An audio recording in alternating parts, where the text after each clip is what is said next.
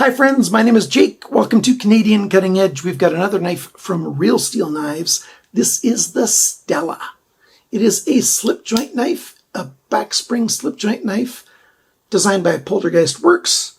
We've got VG10 steel, G10 in 4 colors, and it's got a nice custom pocket clip. It's even got a lanyard option. It's a full-size slip joint.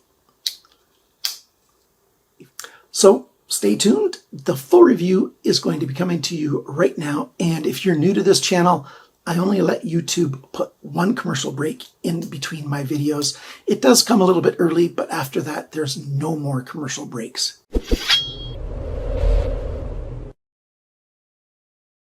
So here's a good close look at this knife.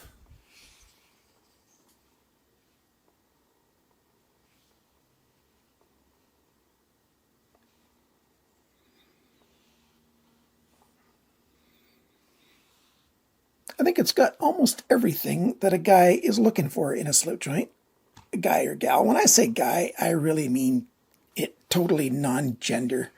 I know there's a number of women knife enthusiasts out there, and that's just great for everybody.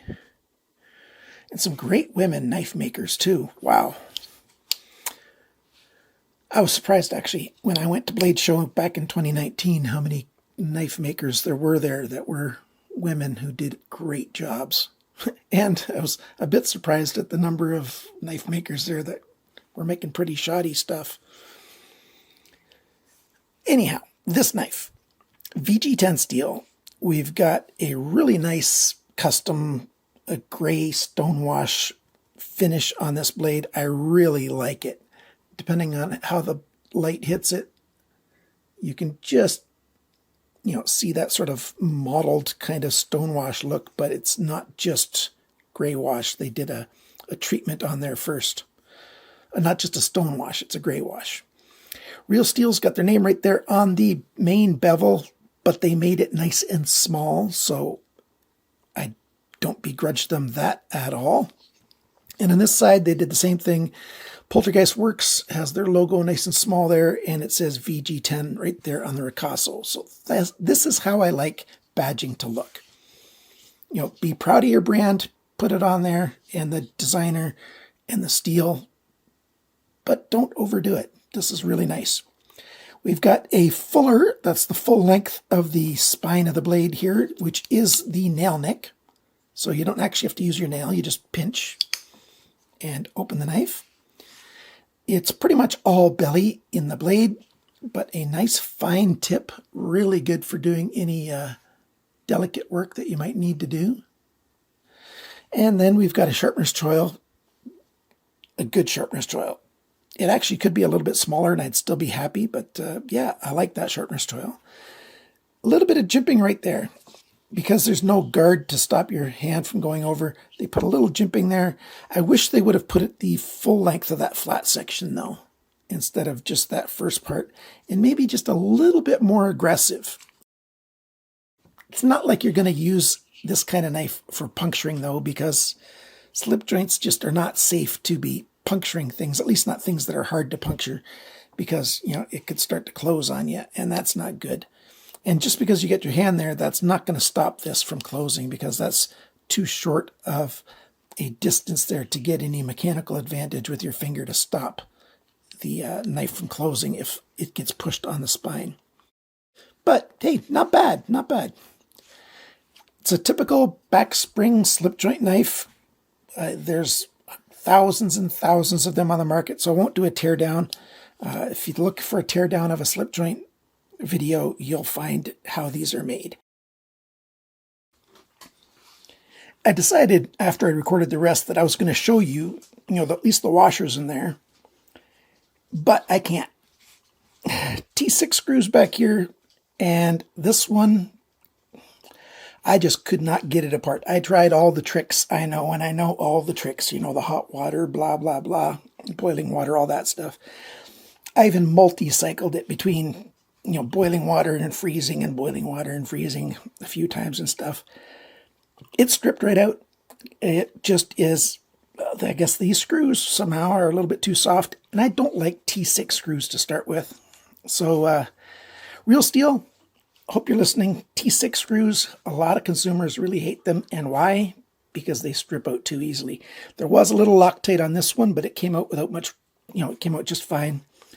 And this is a T8. And the other thing I was going to show you is, there is a 2/3 stop right there. So that's a safety thing, so that if you're using it and it gets bumped, it's probably going to stop there instead of closing right on your fingers. Other thing I forgot to mention is blade play. Nope, no blade play.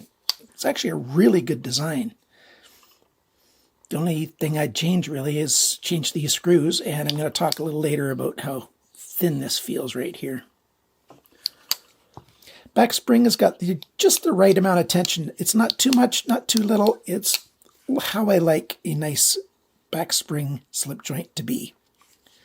We've got the pocket clip, which is the same finish as the blade has, and it's a custom pocket clip for this thing.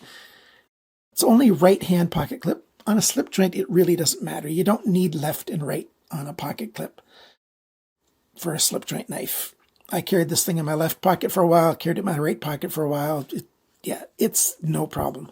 The spring tension holds the blade closed, so you're not at any risk of, catching your finger on the tip of that blade. Oh, by the way, the pocket clip. Yeah. I forgot to mention, it's one of my cons. I don't really like this pocket clip. It looks great, but it holds so tight, it's hard to get your pocket in there. And then when you want to take it out, it takes extra effort. So the spring tension on here is a little bit too much. I wish they would have made it so that the space right here would be increased just ever so small amount so that it would stand off just a tiny bit more. And then the spring tension needs to be just a little bit less. But it looks great and not a hot spot in the hand. It's a good looking pocket clip, and functionally it's almost there. And I do think that I can, remedy that just a little bit just by flexing that spring out just a tiny bit. You have to be very careful when you do things like that because you can easily just crack the pocket clip and then, it's useless. The G10, we've got some pattern to this that's quite interesting. Like there's a little trench, a little fuller, if you will, on the handle right behind the pivot pin, which is interesting. It helps when you hold it like this. Your thumb just kind of sits in there. When you're holding it like this, it doesn't really make much of a difference, but so that's a little bit helpful.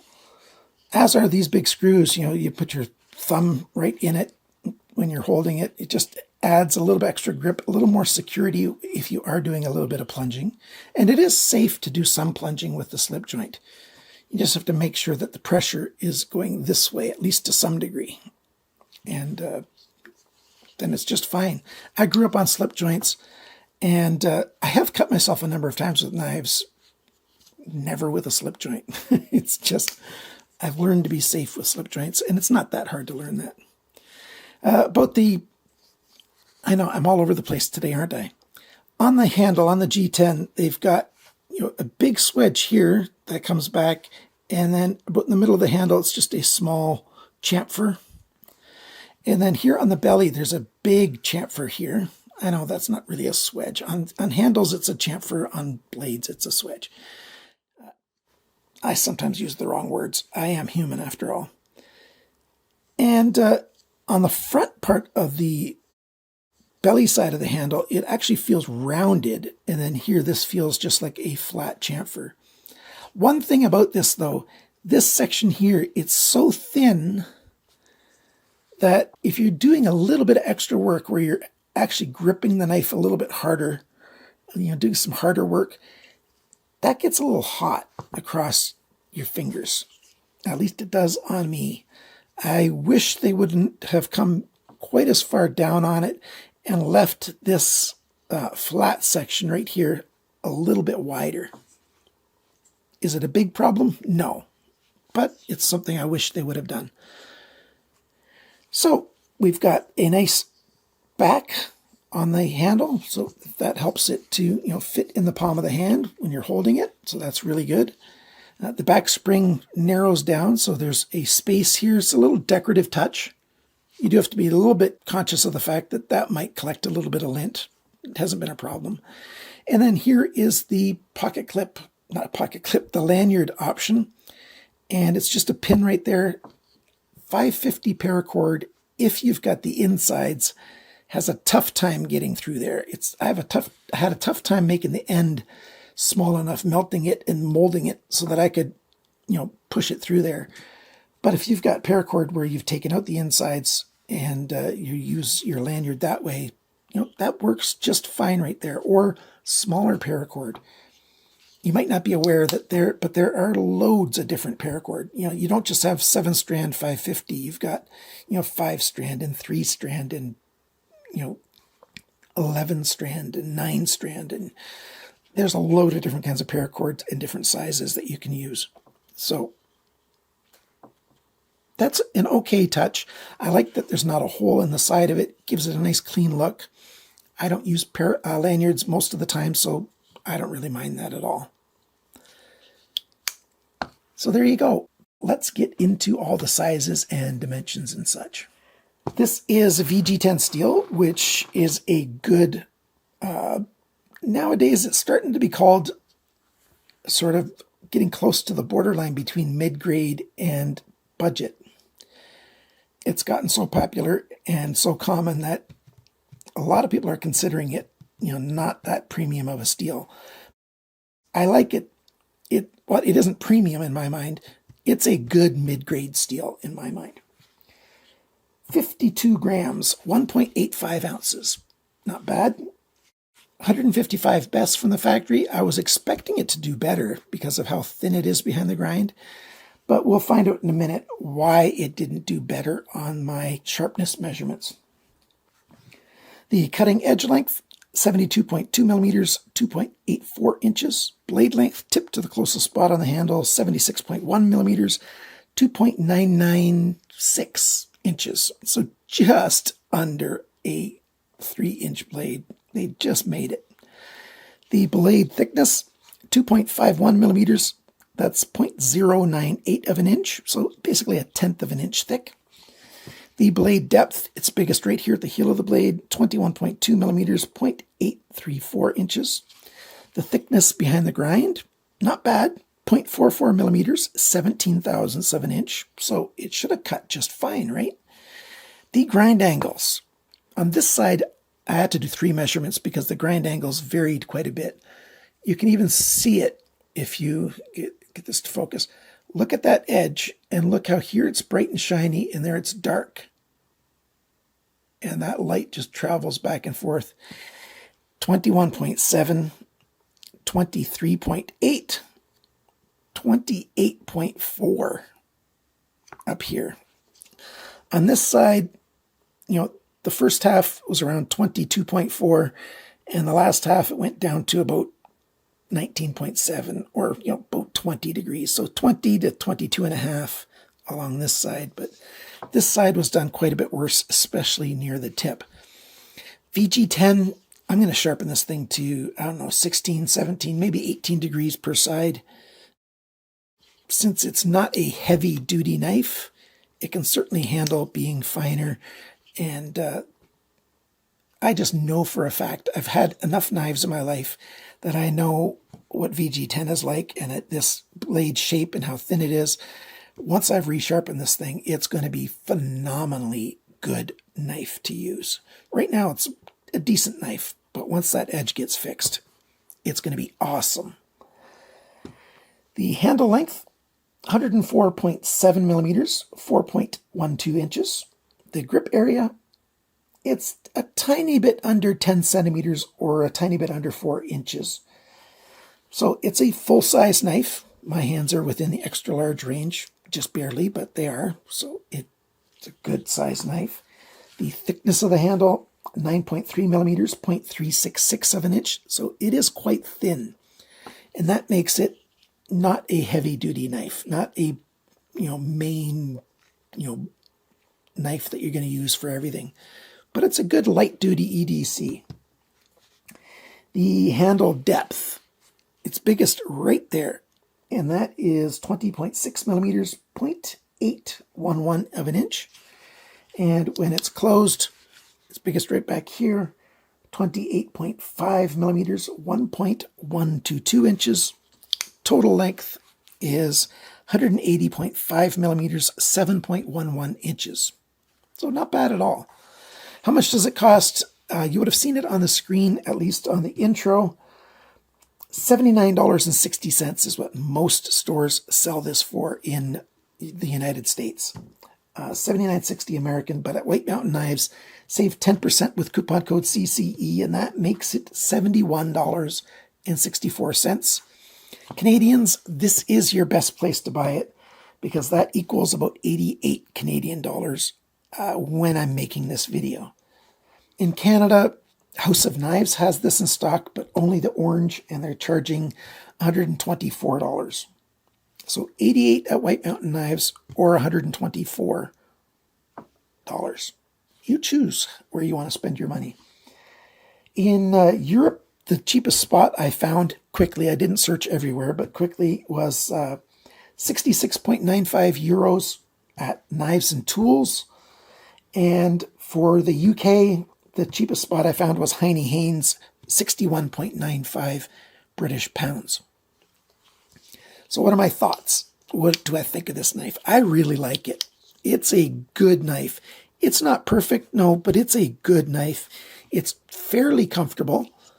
The blade shape is beautiful. The design is awesome. The steel type is good. Is it worth the price? Yeah, I think so. Pocket clip, I can remedy that, I'm sure. I like the hardware on here. I like the red color. And of course, the other colors are optional. Of course, you can get it in black if you want to, if you don't like colors. And I like that the green that they chose is not your typical OD green. Again, I like other greens as well. And it's definitely a user. It's built well. It looks good. I love the fuller here, the fuller / nail nick. It's a good knife. If you're looking for a slip joint and two-hand opening slip joint, there you go. I wonder, let me check something. The Luna is also designed by Poltergeist Works and made by Real Steel. So that's another slip joint if you're looking for a slip joint. It's longer and bigger than the Luna. You got more cutting edge. Let's see right there. Not quite a 1/4 of an inch more, but you got more. But you've got the same fuller design here. And I have to wonder if on the frame lock version of the Luna, I don't think that that would fit on there. It's clear that that spot between the fuller and the spine is smaller on the Luna than it is on here, so this does not work on here.